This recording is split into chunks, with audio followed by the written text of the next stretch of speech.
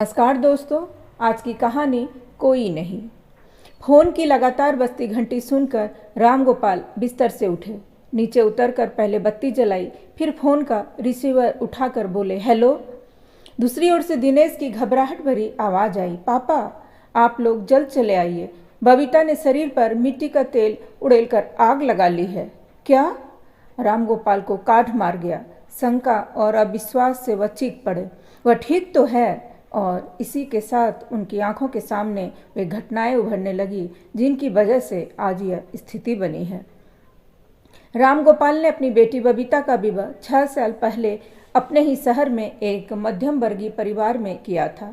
उनके समधी गिरधारी लाल भी व्यवसायी थे और मुख्य बाजार में उनकी कपड़े की दुकान थी, जिस पर वह उनका छोटा बेटा राजेश बैठते थे। बड़ा बेटा दिनेश एक फर्म में चार्टेड अकाउंटेंट था और अच्छी तनख्वाह पाता था। राम गोपाल की बेटी बबीता भी कॉमर्स से ग्रेजुएट थी, अतः दोनों परिवारों में देख सुनकर शादी हुई थी। राम गोपाल ने अपनी बेटी का धूमधाम से विवाह किया। 2 बेटों के बीच वही एकमात्र बेटी थी, इसलिए अपनी सामर्थ्य से बढ़कर दान दहेज भी दिया। जबकि समधी गिरधारी लाल की कोई मांग नहीं थी, दिनेश की सिर्फ एक मांग 4 व्हीलर की थी, सो राम गोपाल ने उनकी वह मांग भी पूरी कर दी थी। शादी के कुछ दिनों बाद ही ससुराल में बबीता के आचरण और व्यवहार पर आपत्तियां उठनी शुरू हो गई। इसे लेकर दोनों परिवारों में तनाव बढ़ने लगा। गिरधारी लाल के परिवार में बबीता समेत कुल 5 लोग थे। गिरधारी लाल, उनकी पत्नी सुलोचना, दिनेश और राजेश तथा नई बहू बबीता। सुलोचना पारंपरिक संस्कार युक्त और धार्मिक प्रवृत्ति की महिला थी।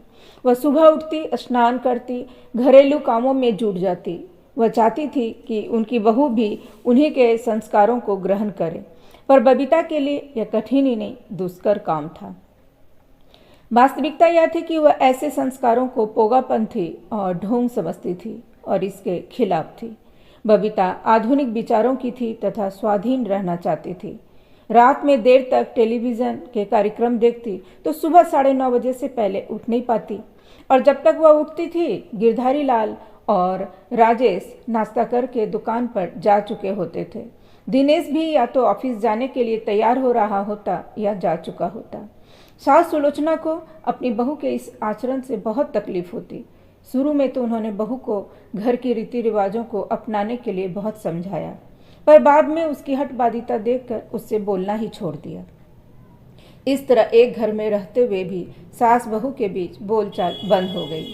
घर में काम के लिए नौकर थे, खाना नौकरानी बनाती थी, वही जूठे बर्तनों को मांजती थी और कपड़े भी धो देती।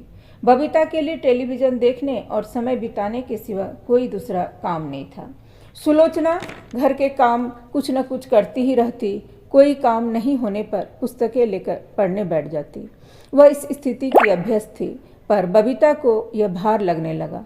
एक दिन हालत से उबकर बबीता अपनी मम्मी से बोली, मम्मी आपने ये कहाँ और कैसे घर में मेरा विवाह कर दिया? यह घर है या जेल खाना? मर्द तो काम पर चले जाते हैं, यहाँ दिन भर बुढ़िया गिद्ध जैसी आंखें गड़ाए मेरी पहरेदारी करती रहती है। न कोई बोलने के लिए है, न कुछ करने के लिए। ऐसे में माँ मेरा दम घुट जाएगा, मैं खुदकुशी कर लूँगी। अरे नहीं, ऐसी बातें नहीं बोलते बेटी। उस तरफ से बबीता की मम्मी लक्ष्मी ने कहा, यदि तुम्हारी सास तुमसे बातें नहीं करती है तो अपने पति के ऑफिस जाने के बाद तुम यहाँ चली आया करो। दिन भर रहकर शाम को पति के लौटने के समय वापस चली जाना। ससुराल से मायका कौन सा दूर है, बस यह टैक्सी से चली आओ। वे लोग कुछ कहेंगे तो हम उन्हें समझा लेंगे। यह सुनते ही बबीता की बाछें खिल गई। उसने झटपट कपड़े बदले, पर्स लिया और अपनी सास से कहा, मम्मी का फ़ोन आया था, मैं मायके जा रही हूँ, शाम को आ जाऊँगी। और सास के कुछ कहने का इंतजार भी नहीं किया और कदम बढ़ाती वह घर से निकल पड़ी। इसके बाद तो यह उसकी रोज़ की दिनचर्या हो गई। शुरू में दिनेश ने यह सोचकर इसको अनदेखा कर दिया कि घर में अकेली बोर होने से बेहतर है वह अपनी माँ के घर घूम आया करे, पर बाद में माँ और पिताजी की टोका टाकी से उसे भी कोफ्त होने लगी। एक दिन बबीता ने उसे बताया कि वह गाड़ी चलाना सीखने के लिए ड्राइविंग स्कूल में एडमिशन लेकर आ रही है। उसने दिनेश को एडमिशन का फॉर्म भी दिखाया। हुआ यह कि बबीता के बड़े भाई नंद कुमार ने उससे कहा कि रोज रोज बस या टैक्सी से आना जाना न करके वो अपनी कार से आए और इसके लिए ड्राइविंग सीख ले। आखिर पापा ने दहेज में कार किस लिए दी है? बबीता को यह बात जच गई, पर दिनेश इस पर आग बबूला हो गया। अपनी नाराजगी और गुस्से को वह रोक भी नहीं पाया और बोल पड़ा, तुम्हारे पापा ने कार मुझे दी है। हाँ, पर वह मेरी कार है, मेरे लिए पापा ने दी है। दिनेश बबीता का जवाब सुनकर दंग रह गया। उसने अपने गुस्से पर काबू करते हुए विवाद को तूल न देने के लिए समझौते का रुख अपनाते हुए कहा, ठीक है, पर ड्राइविंग सीखने की क्या ज़रूरत है? गाड़ी पर ड्राइवर तो है। मुझे किसी ड्राइवर की ज़रूरत नहीं, मैं खुद चलाना सीखूंगी और मुझे कोई रोक भी नहीं सकेगा। मैं तुम्हारी खरीदी हुई गुलाम नहीं हूँ। दिनेश ने इसके बाद एक शब्द भी नहीं कहा। बबीता को कुछ कहने के बजाय उसने अपने पिता को ये बातें बता दी। गिरधारी लाल ने तुरंत राम गोपाल को फ़ोन मिलाया और उससे बबीता के व्यवहार की शिकायत की, तो उधर से उनकी समधिन लक्ष्मी का जवाब आया, भाई साहब, आपके लड़के से बेटी ब्याही है, कोई बेच नहीं दिया है जो उस पर 1000 पाबंदियाँ लगा रखी है। यह मत करो, वह मत करो, पापा मम्मी से बातें मत करो, उनके घर मत जाओ। क्या है यह सब? हमने तो अपने ही शहर में इसलिए बेटी की शादी की थी कि वह हमारे पास आती जाती रहेगी, हमारी नज़रों के सामने रहेगी।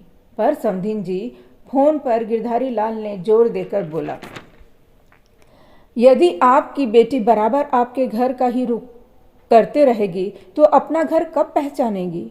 संसार का तो यही नियम है कि बेटी जब तक कुंवारी है अपने बाप की, विवाह के बाद वह ससुराल की हो जाती है। ये पुरानी पोगापंथी बातें हैं, मैं इसे नहीं मानती। और बात रही बबीता की, तो वह जब चाहेगी यहाँ आ सकती है। वह गाड़ी चलाना सीखना चाहती है तो वह ज़रूर सीखे, इससे तो आप लोगों के परिवार को ही फायदा होगा। गिरधारी लाल ने इसके बाद फ़ोन रख दिया। उनके चेहरे पर चिंता की गहरी रेखा खिंचाई थी। परिवार वाले चिंतित थे कि इस स्थिति का परिणाम क्या होगा। दिनेश ने भी इस घटना के बाद चुप्पी साध ली थी। सास सुलोचना ने सबसे पहले बहू से बोलना बंद किया था। उसके बाद गिरधारी लाल भी बबीता से सामना होने से बचने का प्रयत्न करते। राजेश को भी भाभी से बात करने की ज़रूरत ही नहीं पड़ती थी। उसकी ज़रूरतें माँ, नौकर और नौकरानी से पूरी हो जाती थी। दिनेश और बबीता के बीच सिर्फ कभी कभार औपचारिक शब्दों का संबंध रह गया था। ऑफिस से छुट्टी के बाद वह ज़्यादा समय बाहर ही गुजारता, देर रात घर में लौटता और खाना खाकर सो जाता। अब आगे की कहानी अगली किस्त में सुनिएगा। नमस्कार दोस्तों।